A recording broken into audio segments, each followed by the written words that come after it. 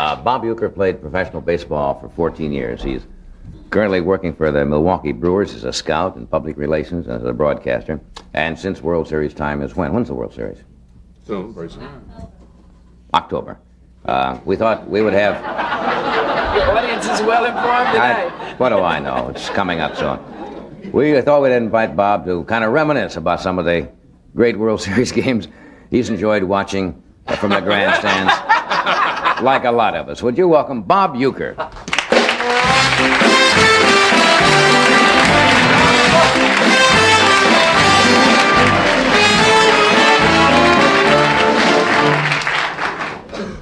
Well, it's that time again, World Series time, and your heart must quicken. Well, of course it is World Series time, and I guess, as I've said before, when the word baseball is mentioned, I guess my name would automatically come to your mind. Yes, I was watching the news the other night. It was kind of the sports, and it was kind of distressing to see. They did the final telecast from Washington. The Senators are going, I guess, to Texas, are they not? Washington Senators. They had about 1,000 people out for the final game, and it's going to be the first time in 73 years they said that Washington is not going to have a baseball. Is this going to be good for baseball? Well, there's been a lot of moves that have taken place in baseball, but I think, everybody talks about moving the team. In the case of Washington, I think they should leave the team there and move Washington. Might have a point. I never looked at it that way, but certainly logical. Somebody gave me some pictures tonight. Are these some of the highlights Yes. of your career? Right. 14 years. How many teams did you play with? I was with 4. Everybody wanted to take a chance on winning the pennant, of course, so...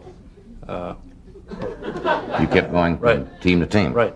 Okay. Let's, I haven't seen these myself. I'll tell you what I'll do. I'll hold them up, and maybe you can tell us what they're... They see the monitor up there. Obviously, it's a locker room celebration. No, this is actually a picture of me getting ready for a game.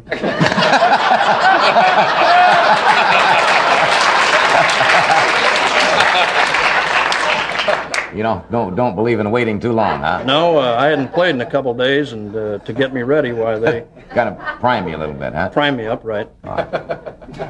Was that actually a pennant winning team at all? No, not after that picture was No. taken.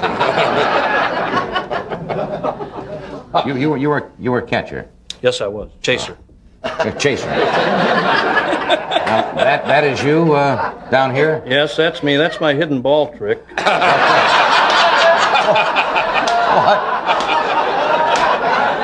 What happened in that particular? Well, I'm sure you've heard the phrase, he had his bell rung. Yes.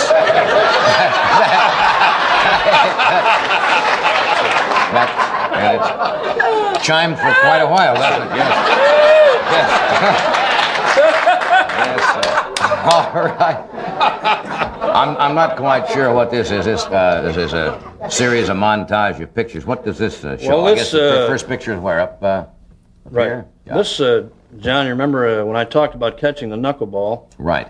The easiest way to catch it was to wait until it stopped rolling and then just pick it up. I see, and there it is on the ground.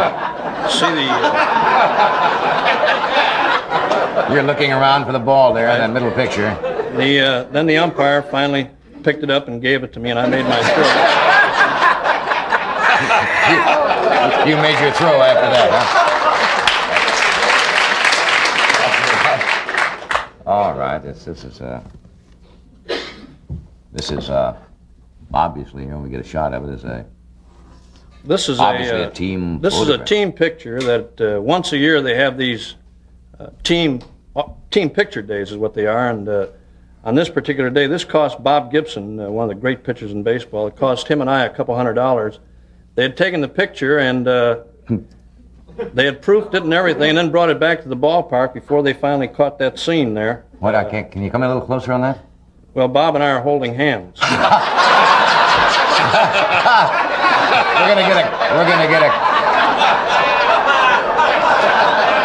gonna get a close shot of that. You certainly are, aren't you? Guess who's coming to pitch?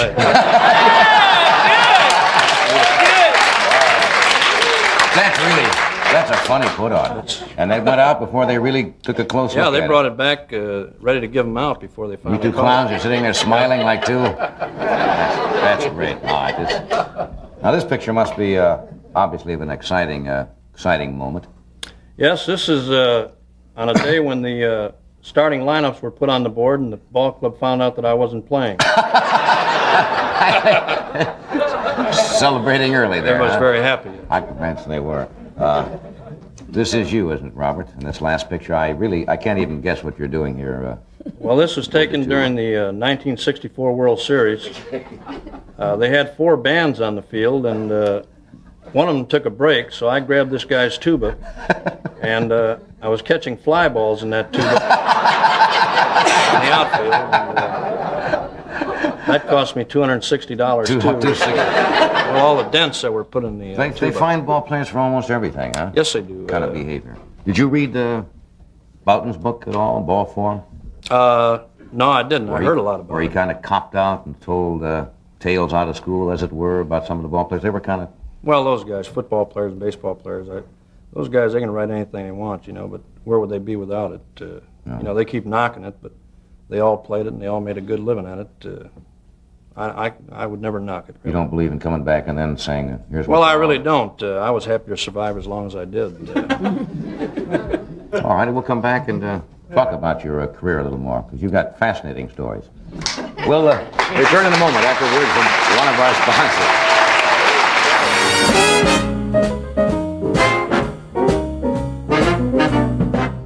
We're talking with Bob Uecker, who spent 14 years in the majors. Was your dad an athlete? I mean, where did you get you got the physique of an athlete? Where'd you get the ability? Well, I guess I did get it from my dad. My dad came to this country as a soccer player. I didn't know that. And, well, he wasn't actually a player. He blew up the balls is what he did. That's part of it. Well, the big thing, I think a real tribute to my dad was the fact that they didn't have pumps at that time.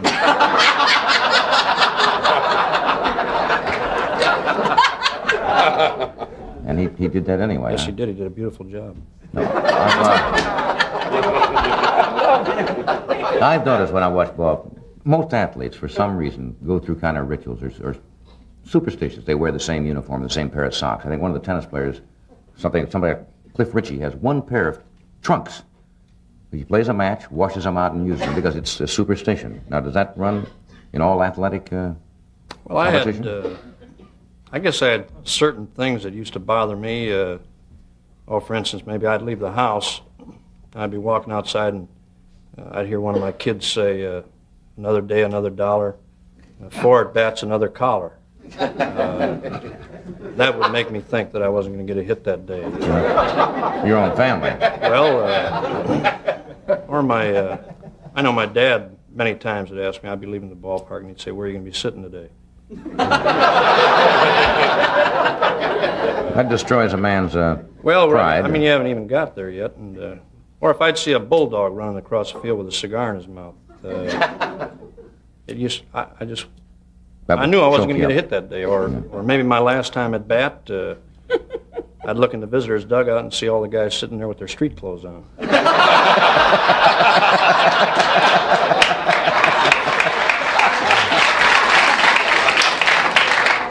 What's the weirdest superstition with other players? Well, I've seen a lot of players. Other players, some fellows have a superstition about picking up dirt. They pick up dirt. I'm sure you've seen them do it, and pick up dirt and throw it out of their hands. And if you do it, they'll do it again. I don't know what it is or why they do it, but if you pick up dirt after they do, they'll bend down and pick it up again. I mean, this can go on. It could be a 9-inning dirt picking up. You see players, a lot of players coming from the outfield to the dugout. They always have to touch, well, either third base or second base, whatever it is. I've seen that when they run in.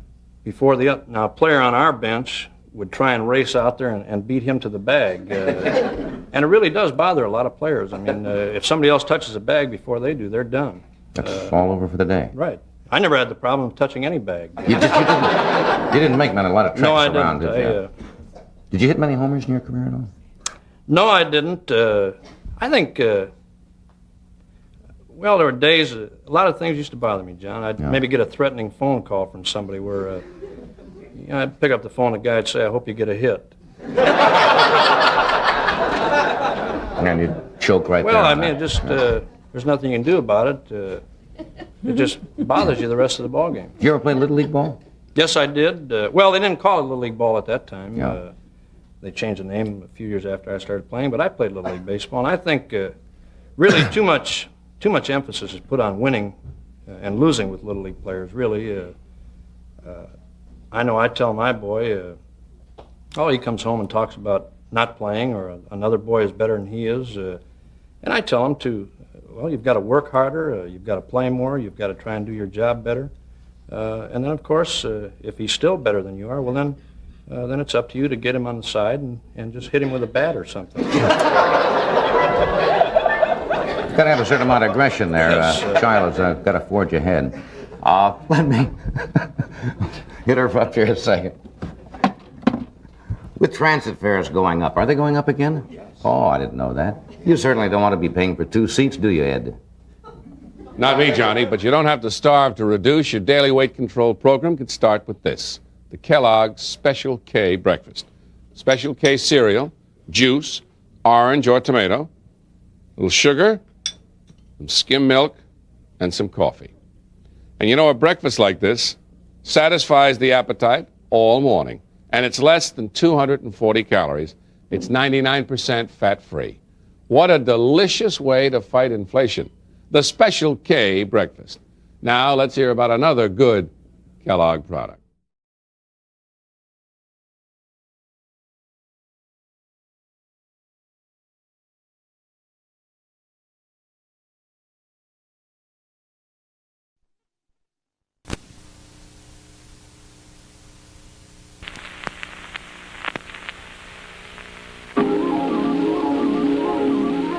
The following program is brought to you in living color on NBC.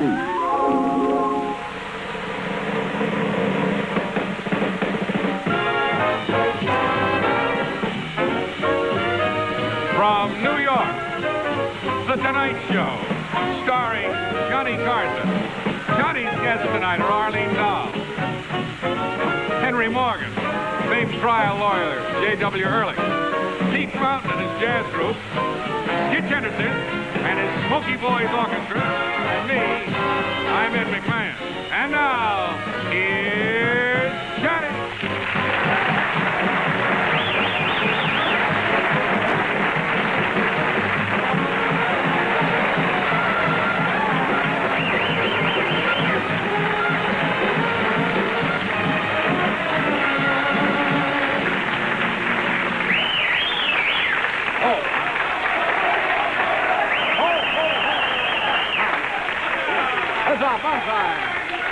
Hey, you bunch of drunks. You shouldn't, really, you should not applaud that much on the opening, because you won't have any left for the commercials. And they get the biggest hand of the night. What's with this group tonight? Did you come here honestly now, to see the show, or did you get lost on the way to the fair? Now, we got all the people who couldn't make it to the fair today wandered in. The Unisphere will not light up tonight. I'm Johnny Carson. Thank you, sir. No, I say that because last week I've been on the show almost a year, 7 months now. And once in a while you'll run into somebody who has not seen the show. And that happened last week. The lady has been watching the old horror movies, on late night television. And she was sitting about the second row. When I came out, I started to talk, and I could hear her. She says, "He's nice, but when does he change into a werewolf?" You know. So that's why little old lady said that. I didn't say she was a funny little old lady. I just said she was a little old lady. So, she's old, and she should be kind to elderly people when they're not funny. This is National Secretary's Week. How many of you knew that? Yeah. Have you done anything for Sylvia? No. I mean, lately? No, because let's get you secretary. Right. But this is National Secretary's Week, and I've got I have probably got the best secretary in the world. Takes dictation, beautifully, writes all my letters, and if cause sometimes you have a bad day and you feel all tied up in knots, and my secretary, rubs the back of my neck, and massages my temples, and, you know, I don't know what I'd do without Herman. He's really...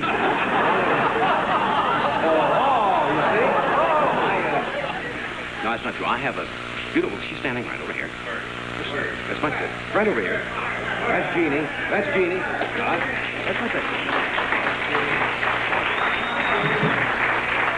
Come here.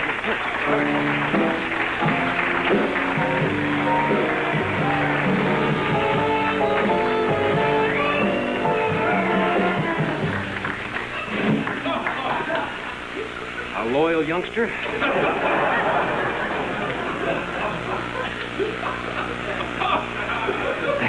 No, that's not. That's for real. That's not Jeannie Pryor, and she's taller. She's taller than average. You know, and I always keep telling her I'm going to tear her down and put up a housing development, but she isn't. Though she's a great secretary, and she made one mistake she's made in a year and a half. One little mistake. At Christmas, last Christmas, remember when I sent the gifts out? She mixed up a couple of the Christmas gifts. I had a gift for him, and I had a gift for Zsa Zsa Gabor. And she mixed them up at the last moment. They went out, and it was kind of embarrassing for a couple of weeks.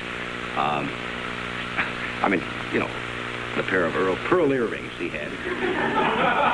And I got him just in time. He was just having his ears pierced. I said, not for you. And Zsa Zsa has still not gotten over the gift certificate for the YMCA, which she's using. Look, outside of that, well, let's see what's in the news today. Of course, the fair is a big thing here in New York. What can you say about it? They had bad weather today, and I haven't been out to it yet. Cold. How cold is it? Well, you said now it was so cold. How cold is it, Skitch? I see. All right.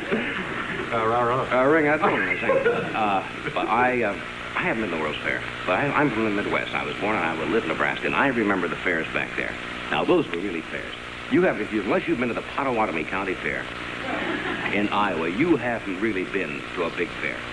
You know, we had the greatest exhibit, if I can remember this, 1933, was the World of Tomorrow. That was our big exhibit, and what it was a counter of men's socks. And people came in. That was it. The World of Tomorrow. Yes.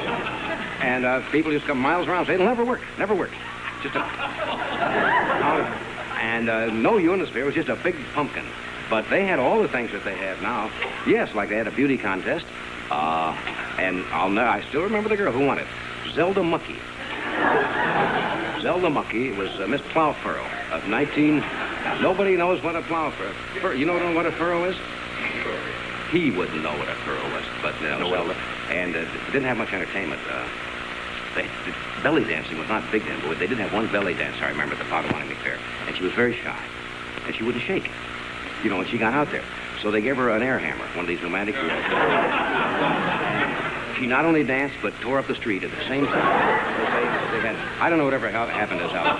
But those were just some of the highlights. But tonight, I think you're going to have a good time tonight. We have Mr. Henry Morgan with us. We have Arlene Dahl. And we have a great lawyer, criminal lawyer, written many books. Vicks? He might have written a Vic, I don't know. No, the series Sam Benedict was based on the exploits of this gentleman. Mr. Jake Ehrlich from San Francisco is with us, and we have Pete Fountain and some Dixieland jazz and all kinds of wild things. So we'll have a word from your local station, and we'll be right back. All right.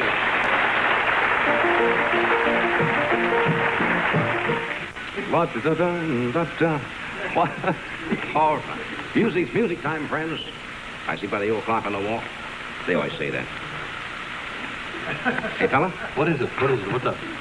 You ready to go? What are we going to have tonight? Oh, we're going to have something reserved for 5. Is that the name of it? Yes. Newt? It's reserved for the saxophone section, headed by Mr. Schertzer. Wonderful group. Wonderful group. And Mr. Klink and Mr. Newsom exchanged pleasantries and improvisation. On the show, they Yes, do they that? do. I see. All right. Okay. How is this in 3? Who knows?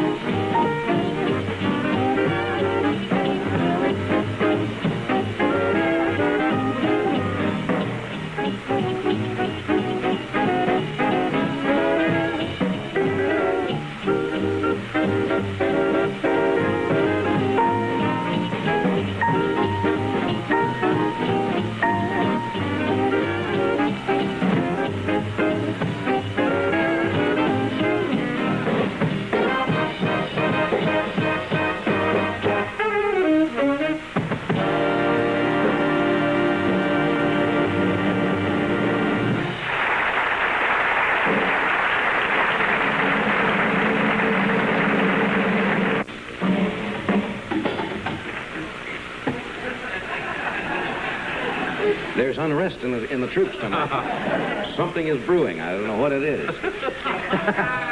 You plugged in the still again. Oh, it's the first day in the world. I had a telegram here just before the show. Somebody sent it in. It says, in the audience tonight will be 6 top 4-H members from Illinois, Indiana, Kansas, Oregon, Texas, and Vermont. And they are in New York as part of the annual 4-H report to the nation, and they have a small gift for you. Wasn't that nice? Where are the young ladies and gentlemen? You got a spokesman for the group up there? Come on, that spokesman? Hey, there's a spokeswoman.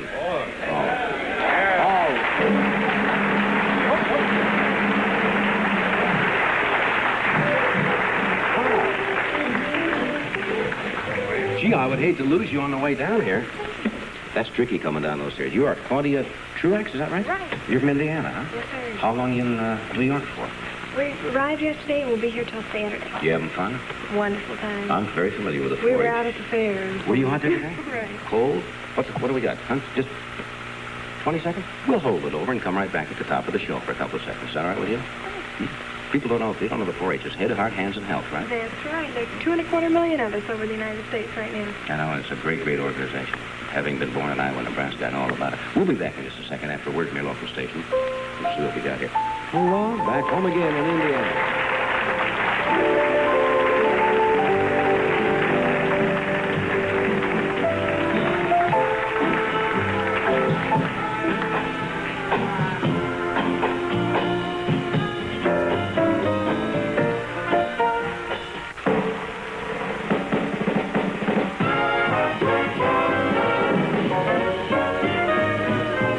From New York, The Tonight Show, starring Johnny Carson.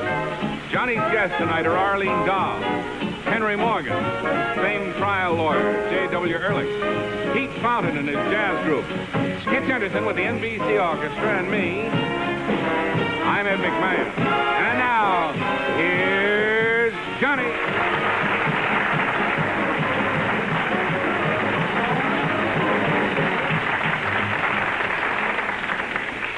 They're nuts, aren't they?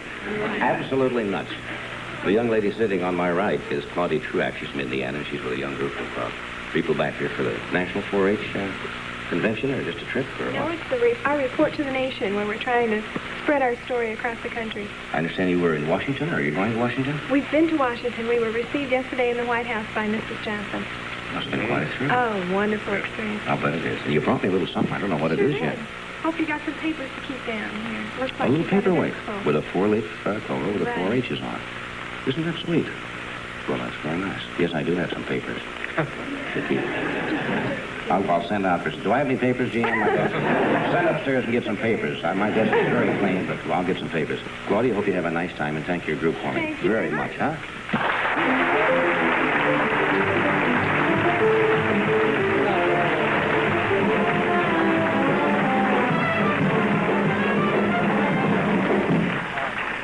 Thank you, Claudia, baby. Now, the number here in... Why, you have a nice guest on like that, and you've got to play a playoff like that, like a nightclub, you know. Little. Oh, Oh, a little Indiana. welcome back to whatever we're doing here tonight. It's a good group tonight. Yes. Not often you see an audience bring in their own maypole. You know, when they come to a show. All right. I started this last night, but what did we do last night? We ran out of time. That's what happened. We get a lot of new products. People send us things, you know, that they've invented or they're promoting. And some of them have some worth, and some of them are just new products. Well, I'd like to show you some of these new products tonight.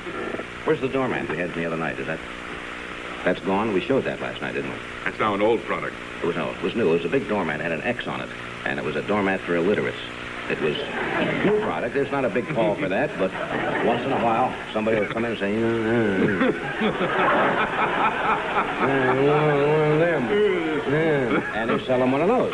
But here is a gift idea. Now, a jar contains berry germs for the man that's had everything. You see?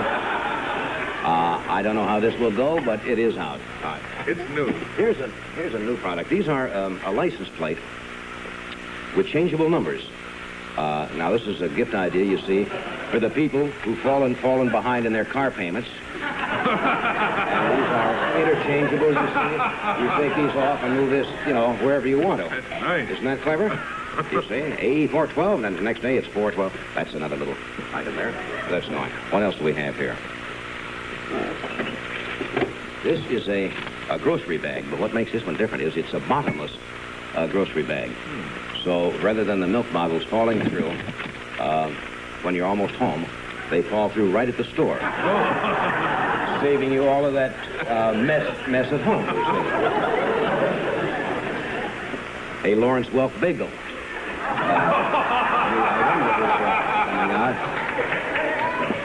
I don't know how it'll sell.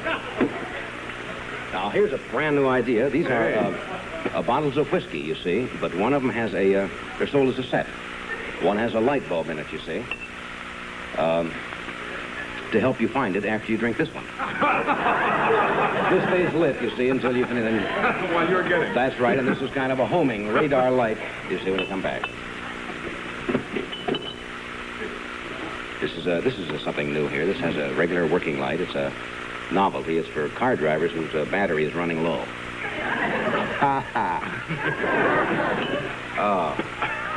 Some of these new products are not particularly amusing either.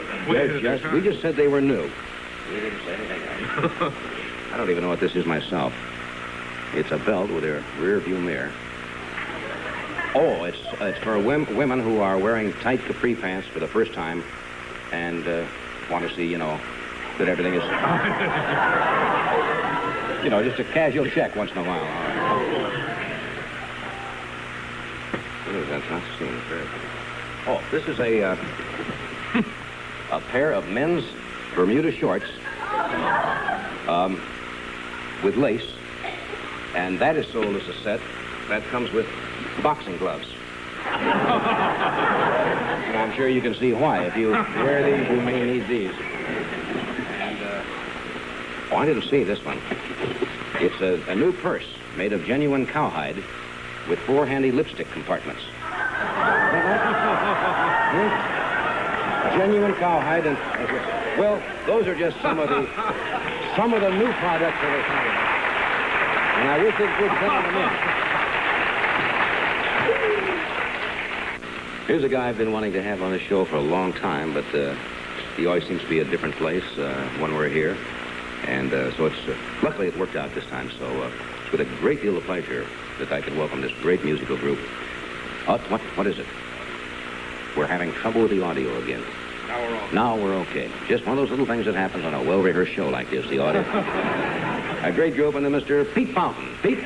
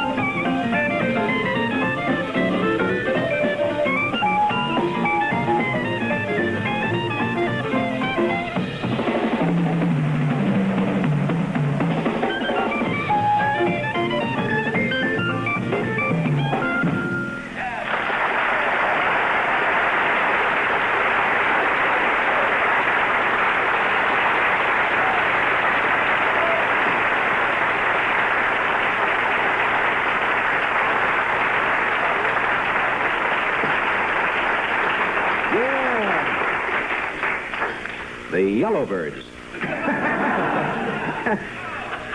You gotta have color to see these jackets, huh? Oh, Well, what do we look? We look so drab. next to that we do. That's Yeah. perfect, what they're selling. That was Pete Pound along with Jack Sperling and Godfrey Hurst and Stanley Reichman and Oliver Felix, and they will be back later, and we'll do a A bit of Avalon. whole big thing. That's a great song. Great group. Hmm? They have a recording? Really? I shouldn't see the cover on this. Is that too much? South Rampart Street Parade.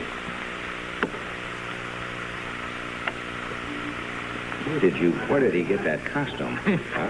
And Pete Found's New Orleans, and I will show you these later. But this is great. Darktown Struther, South Rampart, Washington and Lee, Farewell, Over the Waves.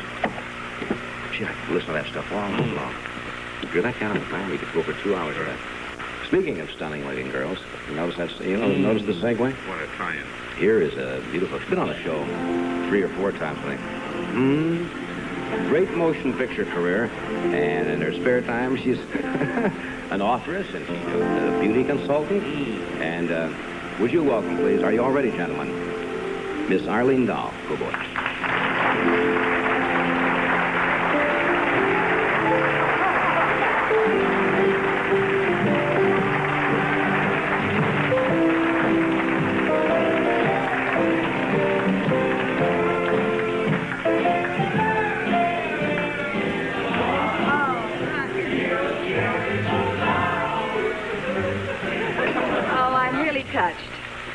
I'm sickened. I'm not touched at all. I thought that was going to be so beautiful. And the fellow's been practicing for, 20, 30 seconds. Who thought of that? Wonderful song.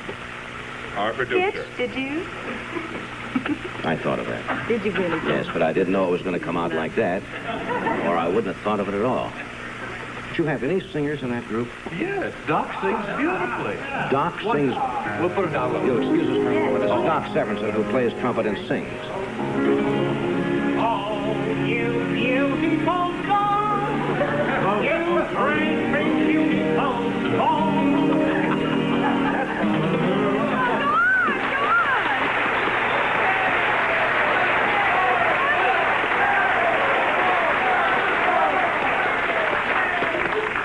They're going to come and get you some night. They're going to show up with a plastic bag, and that's the last we'll see. Right to the funny farm.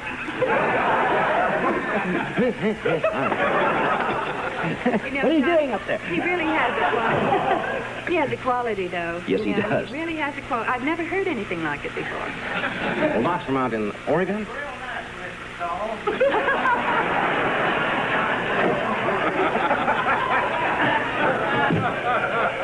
Doc is very shy. Just normal, the music. I know what the quality is now. It's a southern quality, and that I detected there. Wasn't that it? No, I say, old dear, I believe you've got it wrong. He's a comedian. Wait till you hear his Jimmy Cagney. All right, now. Well, that's very sweet anyway. I really appreciate it. Thanks a lot, fellas. And welcome back. Thank you. You look lovely as usual. Well, I always feel... Is it really of a hazard to be pretty? I mean, that's Well, a you serious should know. question. Well, I mean, did used to get my books carried home, but I had long blonde curls, you know. You see?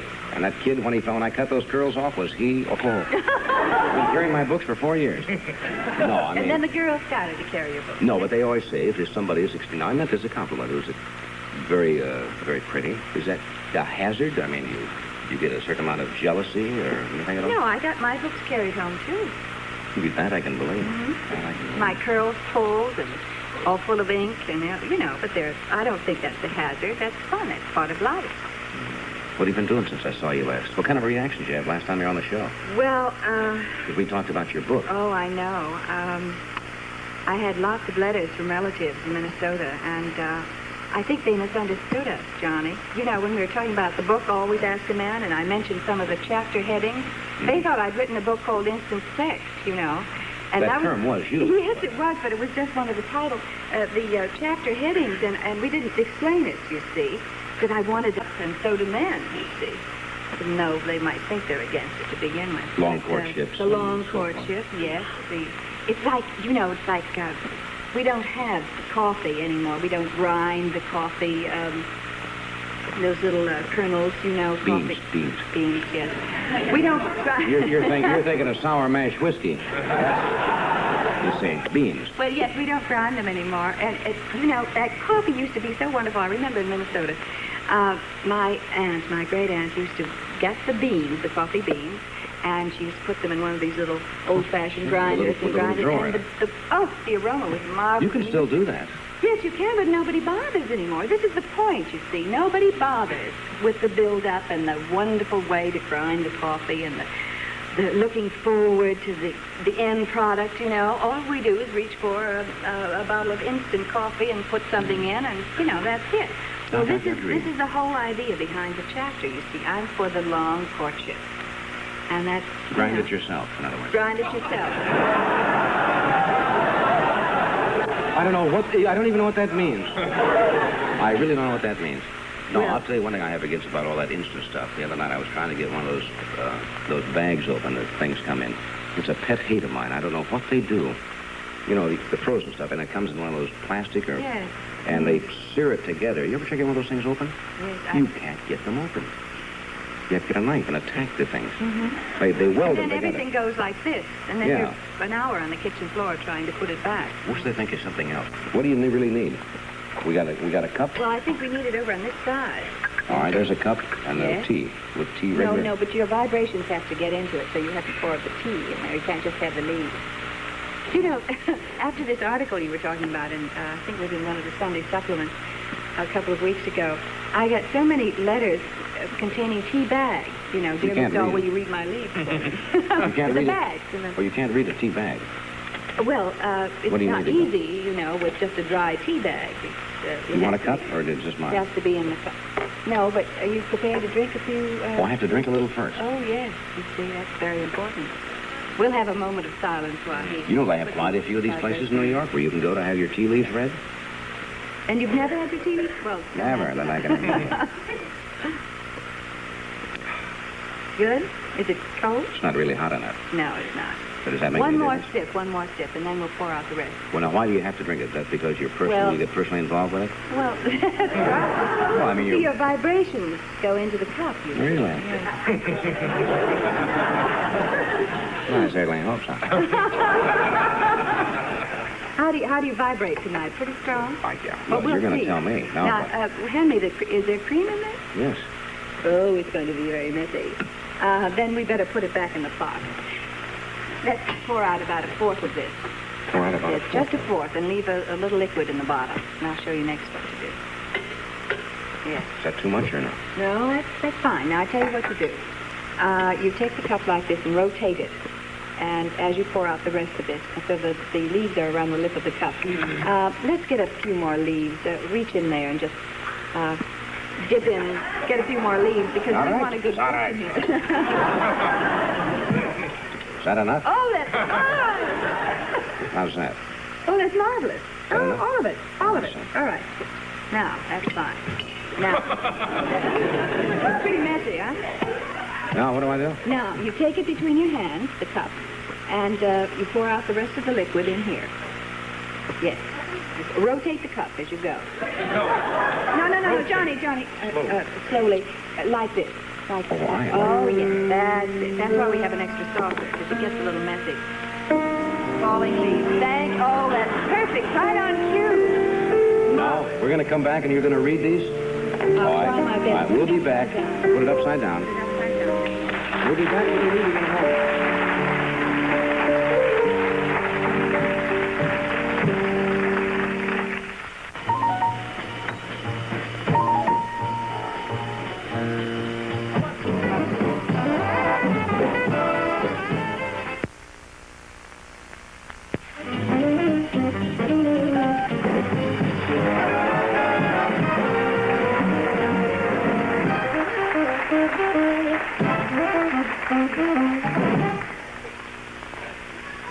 Pure discipline.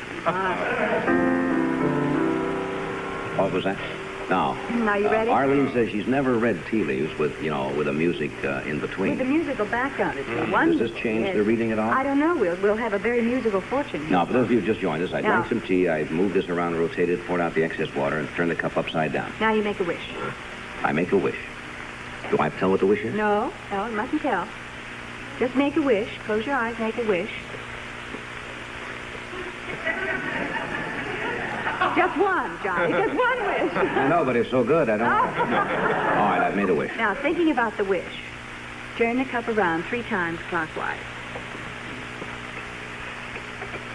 1, 2. Thinking about your wish? Yes. All right. You know, you've got so many wishes. It's all on the outside of your cup. This is what you mean. What means your cup runneth over. You see. Oh, I see. All on the outside. I've only had one wish. Well, oh my goodness. What? They always start that way. Well, I tell you, would you like to know how this is done? It might be interesting for you. Can the camera get this cup? Our camera can do anything. I got my. We have a director used to direct tea leaf readings. Came directly from that to this show. He's the only one in the country. That's Well, right. this is December and this is June. Why? January, February, March. Well, this is the way it's done. Oh, I see it on the zenith. Like it, you see. Oh my goodness! Look at all the hearts around you. Isn't that marvelous? Your wish starts coming true right here, and it's next to your heart.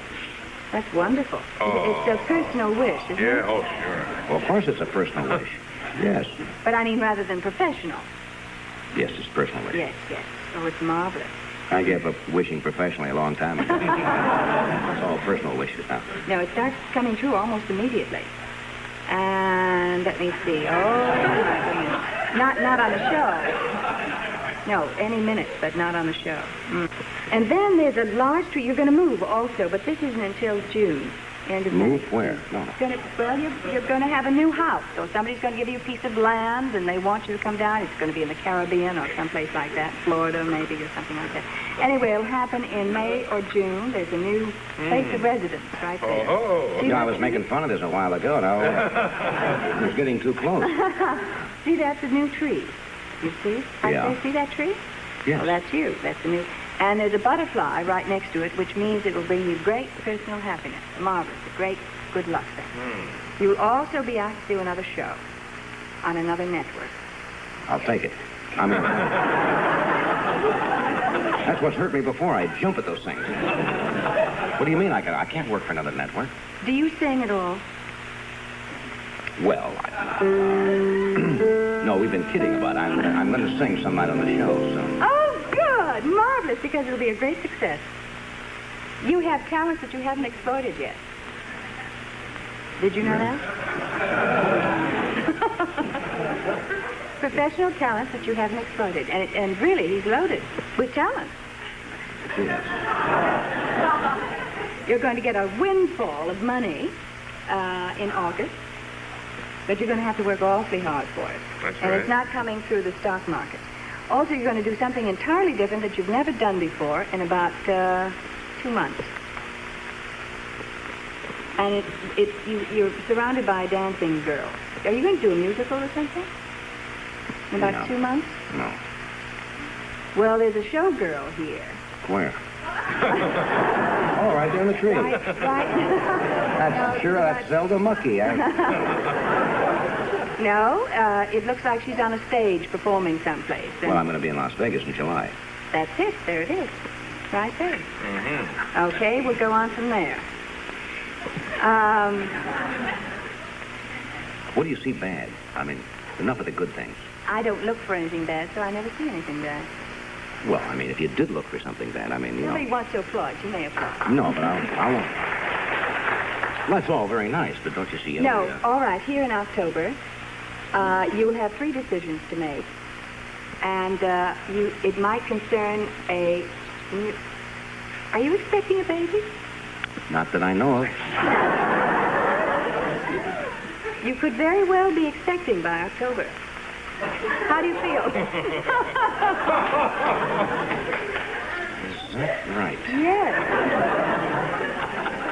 I think you got hold of some bad leaves there. No births are imminent. Well, you better check with your wife tonight, just the same, okay? Now, in January, a whole new turn of events is going to happen. You're going to have 2 homes. It may be one in New York and one on the coast, or one in New York and one in Europe, but you're going to have 2 homes, and you're going to bicycle back and forth, or fly, or however you get places. You might even take a rug after this. And it's wonderful, but you'll be working twice as hard, of course. But you may be making twice as much money. And you'll have a chance to exploit all your talents. He's going to be just fantastic. He's going to be so successful. Well, he is already, but I mean even more so. You see all that in those leaves Yes, there? yes. Are you next? Got to use the same leaves? No. Why not? It was a good reading. Why don't you? It wasn't bad. I'll take it. Put my reading on his tab. I wonder if Henry has ever had his tea leaves read. Don't believe so. Henry would, disavow the whole thing immediately. I would be willing to bet you that he'll say there's nothing into it. Mr. Henry Morgan.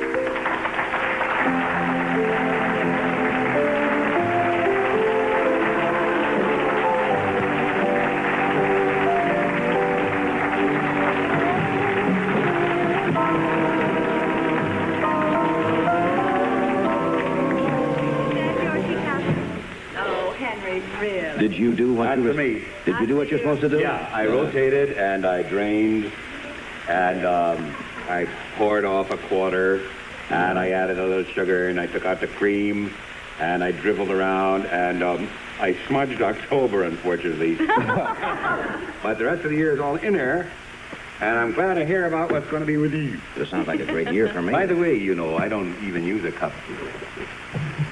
You don't use a cup? Drink? No. To foresee. Oh. You know where your wife is right now?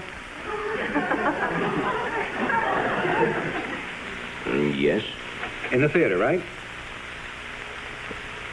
That's right. With Skitcher's wife, right? That's true. High spirits, right? That's right. Now see what you can do with a cup. Did you tell him? Nobody told me. That's pretty good. You just, the waves. I read fruitcakes. I could guess. We had a thing going where somebody this afternoon happened to know that Mrs. C and the other lady were going to the theater. And he said, tell Johnny he will fall down. I said, no, he ain't going to fall down. He knows where she is. But isn't that a beaut? That's funny. And I know that you've got some Renoirs being framed, and You see, I didn't ask Johnny anything. I How'd didn't you know know. that? I didn't know about. I also read cupcakes. Now, how did you know that? Parker. Oh, he frames my pictures too. Marvin Parker. Marvin Parker. Right on the corner? You were in there, were you? 63rd and Lex. Yes. That's right. I walked in, he's on the phone with your wife. What kind of a reading is that? I mean, what you really are is an eavesdropper. What it comes right down to. I also read picture framers. You stand around and listen to what people say.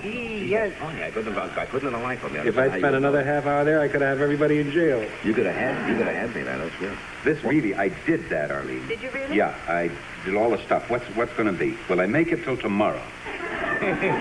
Yes, but you're scattering your forces. Did you notice that? Yep. Yeah.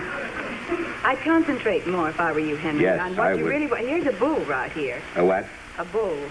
Oh, well, that's Aries. That's my birth date. No, that's Taurus, the bull. Well, which bull is that? That's the Taurus bull right there. And That's right. I'm born under this bull. Oh, well, then you're not Aries. You're Taurus. You got hold of a bad bull. Did you check this bull carefully? When is your birthday? Aries is the ram, right? Yes. That's what's the matter. That's a ram. No. That's a ram arranged to look like a bull. No, and there's a scorpion right next to it. Yes. Is that your wife? Or your mother? I don't have what you might call a wife, exactly. You don't? No, I have an obligation. Well, when is your obligation's birthday? Well, I ain't seen this obligation in so many years, I don't know if she has birthdays anymore. Well, most women don't, but there's a certain month that they hold dear to them. I really don't know. You see, we were together such a short time, I never got that personal with her. Ah! What about your mother? When is her birthday? Feb. Oh, Aquarius. Is Or that the so? end. I don't know. Oh. See, I always think that this stuff is more or less sort of on the sketchy area where it might turn out to be nonsense, you know? And so I hadn't followed it too closely. April 14th or something around there? Who is that, dear? You. No, March. March, the end of March. Yes. Yes, has to be if it's... Yes, if it's Aries. Yes, it's Aries. Don't ever get your sign mixed up. That's very dangerous. I know. I've had a lot of trouble with that. Yeah. No, but there definitely is a bull there. And Oh, there's a lot of bull in me. No, but you're going to be associated with this bull in a partnership that has to do with writing. A writing partner? Yes. Say. It has something to do with the spoken word. Yes, I'm in that racket. And the written word. And the there's written also word. going to be a Scorpio associated with you. I expect to be nibbled to death by something. Scorpions? No, you can't approach it with that frame of mind because it's going to be successful and you might just spoil it if you're negative. Well, it happens that I always wake up in the morning expecting a disaster, and before the day is out, usually my wish is granted. Arlene I says was this reading was the a prop fake man's cup. teacup. That's why. You see, it didn't fit. He's an Aries. She said right away, she says, this is not your cup. It's the prop man's teacup. Is that true? This may turn out to be a witch. I am. I am. Did you see Peter Herkos the other night when he was on the show? No, I missed that, but I saw last night when Mel Brooks was talking. I don't know. I say Mel Brooks, I start to laugh. Boy, I thought he was so funny. He was. A great mind. And he was talking about Peter Herkos, and is he a Dutch fellow? Yes, he is. Didn't they bring him to Boston to find a strangler or something? They did, and there was in Life magazine several weeks ago, and it was most amazing. I'm a profound believer in none of that, you know. I know, that's what I say. You're a real skeptic, and so am I, actually. Yeah. I'm a skeptic on that, but I saw you had the original writer skeptic, Twilight Zone, whatever. Rod Serling. Rod, and he says he's never really seen anything to lead him to believe in any other dimension. Yeah, but now, for example, I know people, and I guess everybody's, I've never had the experience myself, and I don't know what you call it, and not a hallucination, but close to that, where they have, at a certain time of the day, or at any time, they have seen something happen, and then later checking, that exact same thing has happened. Like if somebody has passed away in the family, or they sense something, and all of a sudden they say, my father, my mother's in trouble or something, and they check, and at exactly that time of day, they got that picture. Now, that's kind of hard to explain. Well, I could give you a sort of a fake half explanation by using my mother. My mother lives in California, and I live in New York. It's her choice, not mine. She's got a lot of class. No, she just likes to get away from me. And my mother thinks I'm going to call. So it doesn't make any difference when I call. She says, you know, I had a feeling you were going to call. Well, now I'm talking about something. I'm talking Well, it's the about same thing. There are people who walk around and say, you know, I think my father just fell off a cliff. Who walks around saying my father just fell off a cliff? The guy that later says, you know, I had a feeling my father fell off a cliff. He says, by gosh, what do you know? He fell off a cliff. Fell off a cliff. You know? I'm not talking about looking back in retrospect. I'm talking about they will make Oh, that he looks at statement. his watch. He says, well, time for the old man to do the dive. And he does that every day. You wouldn't be convinced anyway if somebody came out in a miracle. Do you know why? Why? I think it's hard enough to be alive the way things are going without going into another dimension. If I ever get this one figured out, I'll be willing to go along with it. But now as it is. Sure, this is My point there.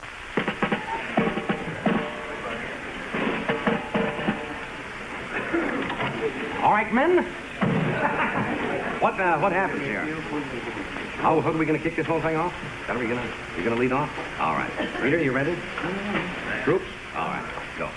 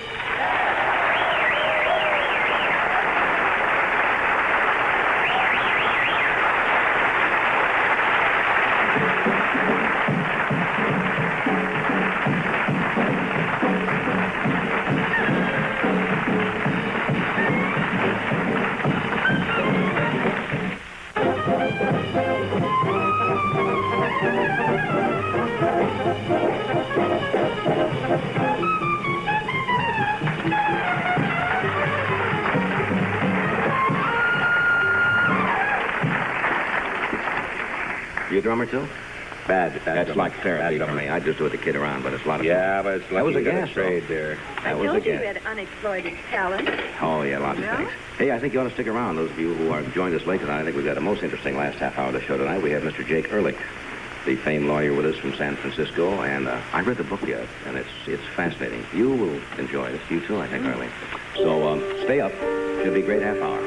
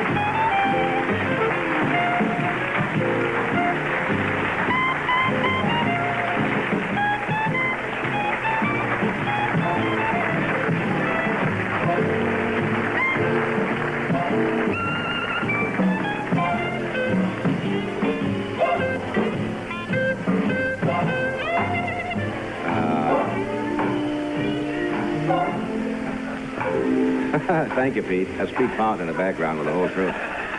We're going to try to squeeze in another number before we get out of here, maybe late in the show tonight.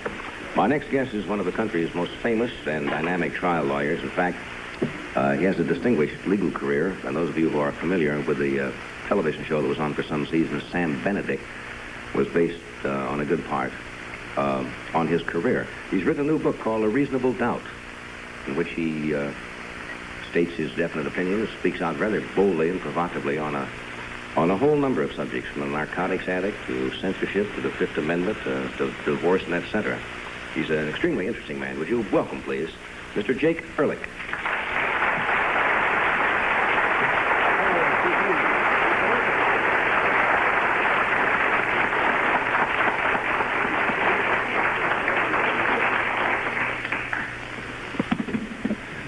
Good evening, Counselor. Good evening. I always hear that. They say that on television all the time.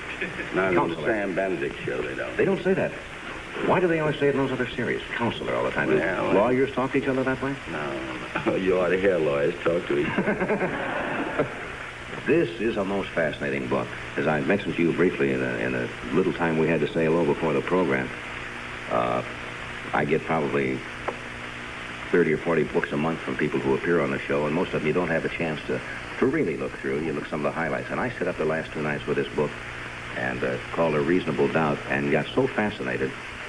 I guess the lay people who don't know much about the workings of the law, this is all fascinating. I'm glad you like it, what John. you do. Most interesting.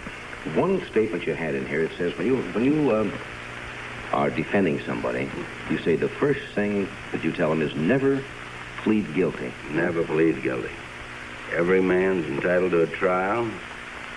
He's presumed to be innocent until the contrary is proved to a moral certainty beyond a reasonable doubt. And that's his right under the law, and he ought to avail himself of that right. So never plead never guilty. plead guilty. Let me ask you a question. Mm-hmm. What is your name? What is your name? I refuse to answer. No. My name is Johnny Carson. How do you know that to be your name? Well, it's on a birth certificate, legally That's recorded. hearsay. That's hearsay? Of course. Well, I mean, if it's legally recorded. That's still hearsay. Suppose you were born, and I must assume that you were born because you're here tonight with us. There's a certificate made out not by you, certificate made out by somebody else, that a boy child was born to Mr. and Mrs. Carson, and that he was named Johnny. Mm-hmm. That doesn't mean that you know that to be the fact. That means you have read that to be the fact. Okay? Yeah, I see what you mean. In other words, I only have to go by what is recorded. You're pleading guilty to something that you don't know of your own knowledge. In other words, I should have said, if somebody asked me who I am, I say I plead not guilty right off. It doesn't go quite that far. Not that plead far. not guilty. I see what you mean. That is hearsay. I'm only accepting what somebody has what said. somebody else has said. But that would be legal. I mean, if you come in with a birth certificate that proves you're more. Well, birth certificates are legal until they're attacked and proved to be invalid. That has happened, too.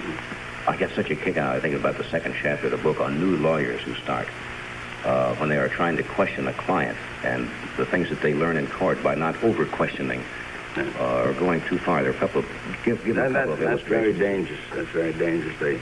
The apocryphal story is about the defense lawyer who's defending a fellow for driving while drunk. And the officer took the stand, and the district attorney asked him a question, and he said, yes, the defendant was drunk. All right. Your witness, he says to the defense. The defense says, how long have you been in the police department? He says, 1 year. Well, then he should have stopped right there. But he says, well, just a police officer for 1 year? Does that give you the authority and the learning and the experience to say that my client was drunk from what you observed? He says, oh, no. Well, then what was your reason? Oh, bartending for 18 years. In other words, quit when you're ahead. Quit when you're ahead. Quit when you got a no answer or a yes answer, the case may be. You lose cases. Yeah, all lawyers lose cases. Sure. Well, when you're defending somebody, say in a criminal action, say it's a capital case, there's so many lawyer shows on television that I'm sure they can be no more closer to the truth, most of them, than... Most of them are pretty close. Do you feel really bad if you lose a case? I mean, especially if it's... I am the most miserable human being on earth when I lose. I go into that trial to win because I believe in it. Otherwise, I wouldn't be in it. And when I do the best I know how and something goes wrong, I suffer. Because you've got to put yourself in your client's shoes, you know. What about the lie detector? We were talking about this device one night. No, the lie detector is hokum and it's bunk. It's like threatening somebody with a bullwhip. They say to a man, will you take a lie detector test? Now, you can't use the results of a lie detector test in the courtroom. Yeah, the lie detector depends on a piece of machinery, depends on the person asking the questions. It depends on the physical condition of the person of whom the questions are asked. And it depends also on whether the connections between the machine and the person are put in the proper place. It really takes a tremendously trained person to handle all this, doesn't it? But there are none. There are none. There was a case in the newspaper the other day where some little girl had gone in for a secretarial job in Washington, the government, and they strapped a lie detector on her, and then some guy who'd been with the department for, 2 weeks with this machine was asking her all kinds of personal questions and so on. Certainly, but what they use it for, it's an instrument of fear. They say, now, if you're not guilty of this, well, why don't you take the lie detector test? In other words, indirectly making you testify against yourself. And nobody has to testify against himself. No, nobody has to testify against himself. You find, I've seen some of these lie detector tests, and I think the fellow who was taking them in this particular series, he should have been convicted of some crime or other, mopery or something, because it was terrible what he did to this poor unfortunate. How do we do away with things like that? Well, we don't accept them in the law. We don't have anything to do with them. And yet still people are kind of coerced into... They're coerced into it because they feel if they say that, well, I won't take it, why, it that indicates that something wrong. And it's a very bad thing. But is there any way possibly that you can by law, get rid of people using lie detectors? There's no law for it and no law against it. But you would if advise... anyone asked me to take a lie detector test, as we use that term commonly, nothing doing. In other words, would you advise the average person not to take a lie detector test? I would advise everybody not to take it. It's of no value in the courtroom. It can't do you any good. Why take something that you've got a 100% chance of losing? It can't do you any good and you can't win. Let's talk about the Fifth Amendment a little bit, because this is a term that has been bandied around very much in the last few years because I guess a great deal of congressional investigating committees, and where people have said, I refuse to answer. It's almost become a gag now. But and he is now going to investigate some particular subject that he has chosen. Well, let's just take the entertainment business. Oh, the entertainment business. Yes, there's been something going on about that. And he decides to sit up, and they put the cameras up around the room, and they call John Doe in. Now, in the first place, the mere fact that they call John Doe, the people say, why John Doe? Why not Richard Rose? You see? They can't walk you into a courtroom that way, but they can bring you before the committee. Well, it was in a court of law. They would have to have They'd some have to file an reasonable indictment or arrest you in the commission of an act or file an information or complaint. But a Senate committee can actually just say, I subpoena so-and-so, and you must come in and answer questions. You come on in. All right. And if you don't come in, the United States Marshal will go and get you. Now they now bring you in. And they say, now, Mr. John Doe, how long have you been connected with the entertainment world? Oh, I've been in 30 years. Well, did you know that there is such a thing as overcharging for tickets? Oh, yes. And did you go along with that? Well, what could I do? I couldn't do anything about it. Well, you're in theatrical business. You got a theater, too, haven't you? Yes. You're in a theatrical business. You got a theater. You know that they're overcharging. You know that they're robbing the people. And you say you can't do anything about it. Tell me why, Mr. John Doe. Why can't you do anything about it? Now, John Doe has now been held up to ridicule before the people who are watching the cameras. And John Doe hasn't done a thing. John Doe merely is a hard-working man.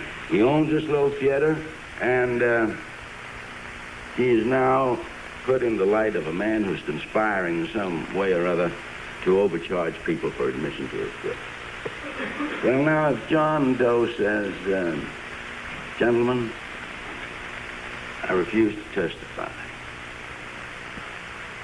then the senator will say, you refuse to testify for what reason, on what ground? Now, John Doe's there all by himself. There's nobody there to help him. Well, he says, I guess I just don't want to get into this. Well, that's no reason. And suddenly the American John Doe thinks of, take 5. He says, on the Fifth Amendment. Well, now, wait a minute. How can you refuse to testify because the Fifth Amendment, you've got nothing to worry about, have you, John? No. Well, then why don't you testify? Well, I'm not going to testify. Now, John may not want to say that one of the men selling tickets overpriced in violation of that particular ordinance might be a friend of his, might be a relative of his. So now John Doe has committed no crime, has done nothing that he ought not to do, violated no law, doesn't want to hurt Sam Spivens or whoever it is.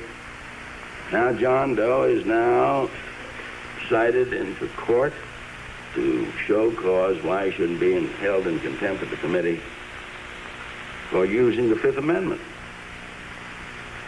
And there, some time ago, was a book put out by a United States Senator. Most all of the book had to do with the committee hearings, a rehash. And there was only one chapter in the book was worth considering. And that was where he said that too many people were availing themselves of the right under the Fifth Amendment. Well, if the Fifth Amendment is not good law, if we are to be called criminals because we use it, well, then let's take it out of the Constitution. Let's get rid of it. Now, you will recall history, or the reading of history, rather, that we had some difficulties with Great Britain about Star Chamber proceedings where they brought you in, sat you down, and gave you a rough time to make you testify. That's why we put that in there. In other words, the Fifth Amendment was set up to keep people from testifying against themselves. In other words, no person can be allowed to testify That's right. against himself. Now, is that a good amendment? Well, certainly it's good. Then why has this slur been attached to it? Because of the way it is applied, Johnny. I am now the senator from Chocomo, and I have ambitions. Now, there's no way that I can get on these machines quicker, except on the Johnny Carson show, but no way quicker than by organizing a committee and investigating something of some general interest. They investigated crime, all the crime in the world. Johnny, how many cases were prosecuted in the court of law? None that I know of. But look at the record of how many people they've smeared and destroyed, how many families they've ruined. There are people now who cannot get a job in this country. No, can't get a job. Not only in the entertainment industry, because they pleaded the Fifth Amendment. Now, whether they were guilty of anything is not the case at all. But suppose someone many years ago, when there were a lot of popular organizations that nobody knew what they were, and people seem to forget that during the war, we were an ally of Russia, and many people, it could have been possible for me or anybody to join some organization, Friends of so-and-so, on the surface, a well-meaning cause. And so you joined it, maybe you went to a meeting, maybe you didn't, but you just maybe signed up for it, you were on a letterhead. Now you were called in, as you say, in front of a committee, and he says, did you attend a meeting of so-and-so in 1938? All right, if he says, yes, I did. He says, who else was in attendance? Right. Now, I don't know what I would do in that position, but I certainly don't think you would want to turn around and enumerate 10 people that you know who were there. Johnny, so you say, I refuse to testify on the grounds, and you're dead anyway. If you said that there was just one other person. Now, there's Henry Morgan, say, for example. Henry Morgan. Then there's a conspiracy between Johnny Carson and Henry Morgan to violate this law. Now, you may have been in this meeting, never even discussed it. You may have been talking about girls or something beautiful or anything you choose, nothing about this matter. But now the moment that you say, yes, I was there, who else was there? Henry Morgan was there. I wish you'd use somebody else. I really do. Well, you were there. As a matter of fact, there, like, I lived through this. Well, barely lived through it. It's a very bad situation. You're now guilty of a conspiracy. Now, if you say... You didn't have to join anything, you know. Nothing. If you just went to a dinner, which happened to me, somebody would say, are you for middle-income housing, we'll say. And that was pretty close to what it was. I said, yeah, I guess so. They said, would you come to a dinner, the thing? 10 years later, some brilliant man comes around and says, oh, you went to a dinner for the thing for the income, the housing. I said, yep, and I do it again, you see. Well, there was a communist organization that's sponsoring that.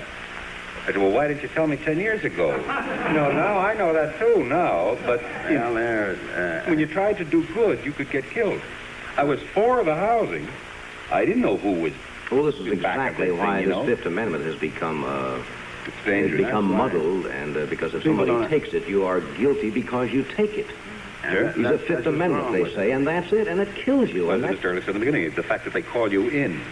Why are you there? Now you're in trouble. Why are you there? That's all. Now, you know, when they had this, I want to say ridiculous hearing, and I'll call it that, down in Washington about television ratings. Oh, yes. They asked me to go down. Now, I said, what would happen if I would refuse to go? I said, they said, well, they would issue a subpoena. That's right. So I went down to Washington. I talked about it on the show. For this, they were investigating television ratings. Now, nothing has ever come of that. People have been familiar with television ratings for ever since radio has existed. I don't know what they think they were going to do about it. They exist. And we went through a whole lot of stuff. He says, did you ever lose shows because of a television rating? And the naivete of the question, I said, yeah. Did you know other people lost them? I said, yes, Senator, I did. And they went on and on and on. And when it was all over, nothing ever happened about it.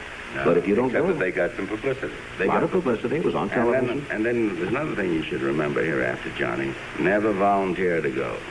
You want me, you subpoena me. in addition to... In other words, rather than accepting, I should have been subpoenaed. That's right. Well, I just Because figured then if you I brought didn't in do it- there against your... In other words, rather than accepting, I should have been subpoenaed. That's right. Well, I just Because figured then if you I brought didn't in do it- there against your will and desire. So you brought in. So you're not voluntarily going in there. And then when you're brought in, you may exercise such rights as you have under the law. I wouldn't do that. Because you might have... I had a lawyer with me. He got 20 years. I had to... So, in other words, you believe if the Fifth Amendment is not a good law or it's not serving a purpose, then we should get rid of the law. The people should write to their legislators and say, let us get rid of the Fifth Amendment. Well, but if you do that, then aren't you right back where you started again? Then you go in front of a committee and you must answer. No, but I said that in connection with enforcing the law. Mm-hmm. If the Fifth Amendment is the law, then you should have the right to use your right under that. Without being condemned because you avail yourself of that right. Now remember this, Johnny, that we speak of our forefathers who gave us this Constitution and gave us all of these rights as Americans. Well, our forefathers didn't do anything of the kind. The men who wrote, and I'm referring to the men who wrote the Constitution. The men who wrote the Constitution wrote a beautiful, lasting document. But the people said, we will not accept this Constitution unless and until you guarantee to us these rights. Don't force us to testify against ourselves. Give us a lawyer when we go to court. Supreme Court of the United States has just discovered that lately. It's been there for many years. Give us a right to trial by jury. Don't take our property away from us without taking care of the cost of it, without going to court. Don't destroy our right to freedom of speech. Don't destroy our right to freedom of thought. Don't destroy our right to freedom of religion. It was the common man. These people sitting here, all of us, in those historic days, who insisted on these rights. Now, we fought for them. We've fought wars since then in the name of these rights. Now, if you're going to condemn us for using them, then let's get rid of them. Let's go right back to where we started before the American Revolution and say, well, shucks, let's throw the whole thing out. This whole thing hasn't worked. One note you had in the book there, which is interesting, because a lot of people say this when you say the Fifth Amendment. They say, well, it has protected a lot of gangsters, or criminals. Probably true, but the point you made, it has also protected a lot of innocent people. It has protected the innocent. Now, the basic philosophy of our jurisprudence, Johnny, is that you may let 1,000 guilty men go, but don't convict one innocent man. We only have about 40 seconds to say goodnight. I wish we had another couple of hours. It's been that fascinating. And I hope whenever you feel like you want to come back and spend some time, Mr. Ehrlich, I would be delighted to have you. You're very gracious. You just mentioned...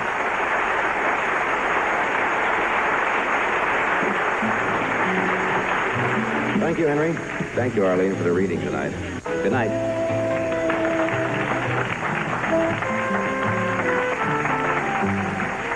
This program was recorded earlier this evening.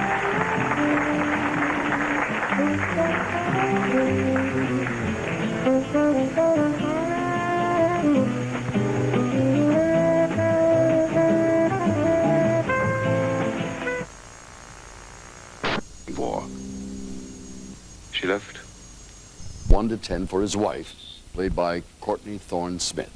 Not everything is that important, okay? Potpourri, 2. Okay? The size of your ass. Well, that would be enough.